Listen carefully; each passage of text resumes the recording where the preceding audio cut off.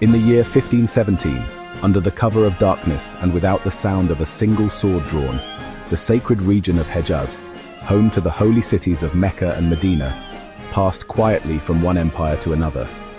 This was not a night of chaos or violence, but a moment when history shifted in silence, forever altering the fate of the Islamic world.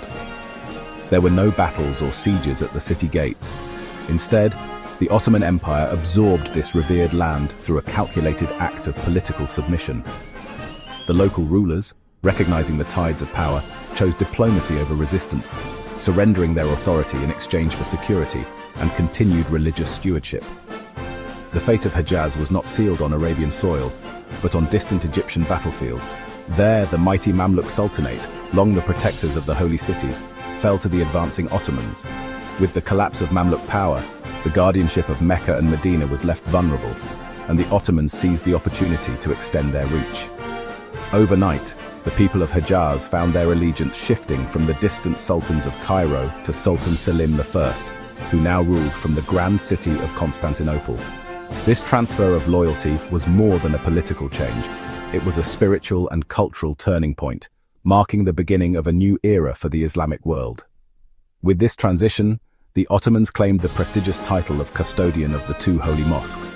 This not only granted them immense religious authority, but also solidified their political legitimacy across the Muslim world, elevating their empire to new heights of influence and respect. This silent, almost invisible takeover set the stage for nearly 4 centuries of Ottoman rule in the Hejaz. It was a chapter marked by both prestige and periods of neglect. But above all, it revealed the enduring power of distant empires to shape the destiny of sacred lands, often without a single drop of blood spilled. Before the Ottomans, Hejaz was under the Mamluk Sultanate, whose power and prestige rested on protecting Mecca and Medina. For over 250 years, the Mamluks defended the holy sites, funded infrastructure, and led grand Hajj caravans from Cairo. But by the early 1500s, their empire was crumbling, militarily outmatched by Ottoman gunpowder, and economically devastated by the Portuguese breaking their spice trade monopoly. Internal strife and dwindling resources left the Mamluks weak and vulnerable. The Sharifs of Mecca, sensing the shift, began to question their loyalty to Cairo. As Ottoman power rose, the local rulers of Hejaz watched and waited, knowing a new era was imminent. The stage was set for a dramatic change in the region's destiny. Sultan Selim I's ambitions went beyond conquest. He sought ultimate legitimacy as the leader of the Muslim world. Controlling Mecca and Medina meant claiming the title of custodian of the two holy mosques, elevating the Ottomans above all rivals. This was both a religious and political move, positioning the Sultan as the supreme Sunni leader and countering the Shia Safavid Empire. Hejaz's location on the Red Sea also offered strategic control over trade and pilgrimage routes. Overseeing the Hajj brought economic benefits and showcased Ottoman power to Muslims from across the world. For Selim, taking Hejaz was about seizing the soul of Islam and cementing his dynasty's authority. The conquest of Hejaz crowned the Ottomans as global caliphs. Hejaz's fate was sealed after the Ottomans crushed the Mamluks in Syria and Egypt.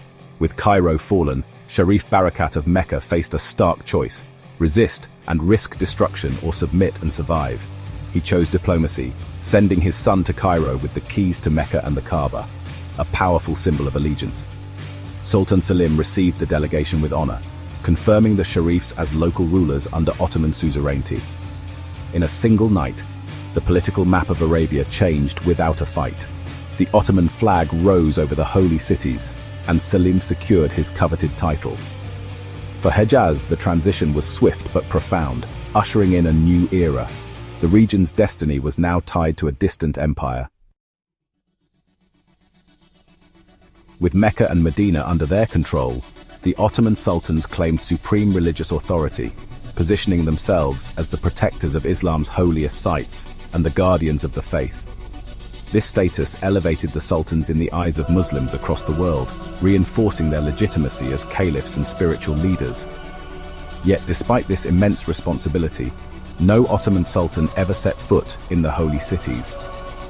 The sultans ruled from the distant palaces of Istanbul, separated by vast deserts and political realities. never making the sacred journey themselves. No sultan performed the Hajj. Their rule was exercised from afar, prioritizing symbolic power over direct engagement. Instead of personal presence, they issued royal decrees and sent lavish gifts, using ceremony and correspondence to maintain their influence. Governance was left to the Sharifs of Mecca, descendants of the Prophet, who managed local affairs and upheld religious traditions. The Ottomans provided funds, military escorts for the Hajj caravans, and protection for pilgrims, but rarely intervened in daily life. This arrangement gave the Ottomans legitimacy without the burden of direct administration, and the Sharifs retained their influence. The Sharifs acted as intermediaries, balancing local customs with imperial interests, while the Ottomans sent coins, gifts, and grants to maintain goodwill. Yet the region was often neglected, seen as a source of prestige, not development. Infrastructure lagged behind other provinces, and the needs of the local population were frequently overlooked in favor of maintaining religious symbolism. The people of Hejaz were subjects of a distant emperor who never visited, ruled by a crown that remained far away. Their daily lives were shaped more by local leaders and traditions than by imperial edicts from Istanbul. This paradox defined Ottoman rule: immense spiritual authority, but little personal connection. The Sultan's power in Hejaz was real, but it was also remote, filtered through layers of tradition, ceremony, and local autonomy. The legacy was a semi-autonomous Hejaz, both part of the empire and apart from it, a land where imperial banners flew, but the emperor himself remained a distant figure, shaping a unique chapter in the story of Ottoman rule. Ottoman rule brought stability to the Hajj and some imperial generosity, but little else. The empire protected pilgrim routes and sent annual convoys with supplies, vital for Mecca and Medina's survival. Beyond the holy cities, however, Hejaz was left to its own devices, underdeveloped and largely ignored by Constantinople. Real power rested with the Sharifs, who balanced local autonomy with nominal Ottoman oversight. Loyalty to the Sultan was often secondary to tribal and family ties. As the Ottoman Empire weakened, support dwindled and neglect turned to resentment. The once benign distance became a source of frustration, fueling discontent and eventually rebellion. The seeds of future upheaval were sown in this era of absentee rule. The Ottomans' claim as protectors of the holy cities was shattered by violence, forever altering the relationship between the empire and the people of the Hejaz. For centuries, the Ottoman sultans had prided themselves on their role as guardians of Islam's most sacred sites, presenting themselves as defenders of Mecca and Medina. Yet, beneath this image of piety and stewardship, tensions simmered, and the promise of protection would soon be broken in the most dramatic fashion. In 1525, Ottoman troops rampaged through Mecca, violating the sanctity they were sworn to defend. The city, once a symbol of peace and unity for Muslims, became a stage for bloodshed and fear. Residents watched in horror as the very soldiers meant to protect them turned their weapons on the holy city, leaving deep scars in the collective memory of its people. The most infamous betrayal came in 1916, during World War I, when the Sharif of Mecca led the Arab revolt. Driven by broken promises and mounting resentment, Arab leaders joined forces to challenge Ottoman rule, seeking independence and an end to imperial domination. The revolt was not just a political uprising, but a profound rupture in the spiritual and social fabric of the region. Ottoman artillery shelled Mecca, setting fire to the Kaaba's kiswa and damaging the mosque. The sight of smoke rising from the holiest sanctuary in Islam sent shockwaves throughout the Muslim world, as the unthinkable unfolded before the eyes of believers. In Medina, Fakhri Pasha's brutal siege led to famine, forced marches, and immense suffering. The city's residents endured hunger, disease, and separation from their loved ones, as the Ottoman garrison clung desperately to power, indifferent to the agony of the people they once vowed to protect. These acts of violence exposed the empire's willingness to sacrifice sanctity for power. The sacredness of Mecca and Medina was overshadowed by the harsh realities of war and political ambition, leaving a legacy of pain and disillusionment. The shelling of the Kaaba and the siege of Medina became enduring symbols of betrayal, fueling the Arab revolt and inspiring generations to remember the cost of lost trust and broken promises.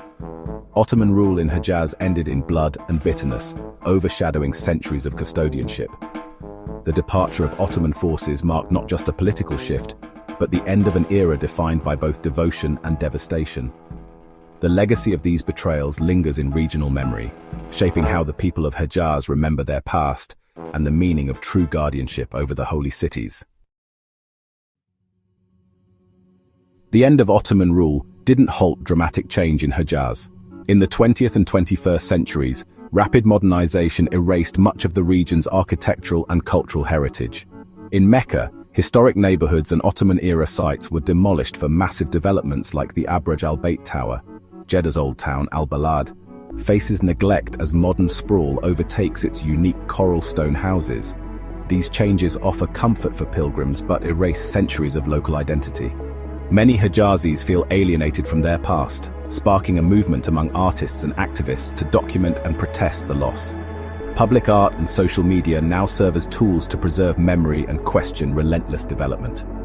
The struggle to balance tradition and progress defines Hejaz's modern story. The story of Hejaz is one of constant transformation. Empires rise and fall, but the region's significance endures. The Ottoman era began with a silent handover and ended in violent revolt, leaving a complex legacy.